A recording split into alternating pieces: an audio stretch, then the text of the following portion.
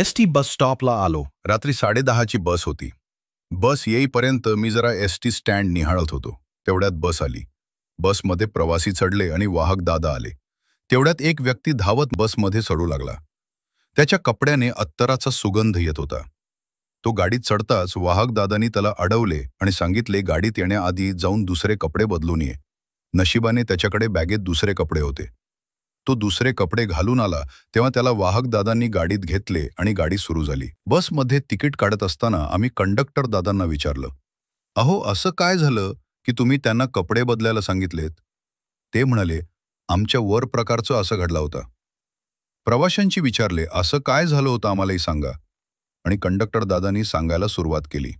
7 वर्ष झाली अशीच रात्रीची आमची बस चालली होती.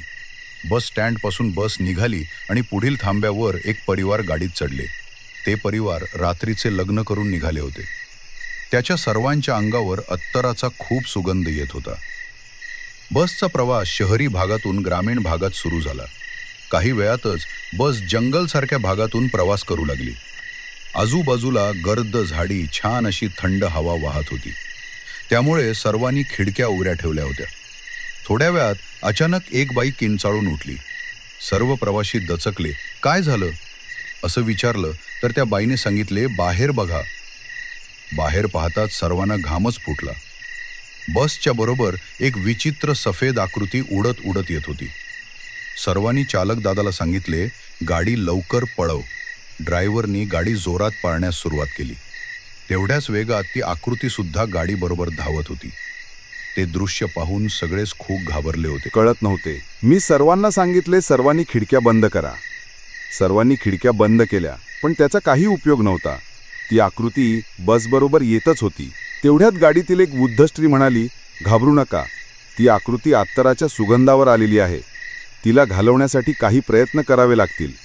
सगळ्यांनी विचारलं, काय करावं लागेल? ती म्हणाली, थोडा विचार करू द्या. ती वृद्ध स्त्री जाणकार होती. तिने थोड्या वेळात एक उपाय सांगितला. ती म्हणाली, कोणाकडे पेपर असेल तर द्या. त्या पेपरचे गोळे करून त्यावर अत्तर मारा आणि बाहेर फेकून द्या. एका व्यक्तीने आपल्या बॅगमधून जुना पेपर काढला आणि लग्न लावून आलेल्या परिवाराने बॅगेतून परफ्यूमची बाटली दिली आणि पेपरचे 5 ते 6 गोळे करून त्यावर परफ्यूम मारून गाडीच्या खिडकीतून फेकून दिले. गोळे फेकताच काही वेळाने ती आकृती आमच्या गाडीमागे धावण्याची बंद झाली.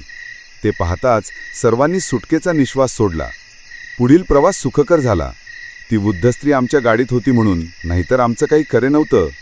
वाहक दादाचा हा अनुभव ऐकून सर्वच शांत झाले.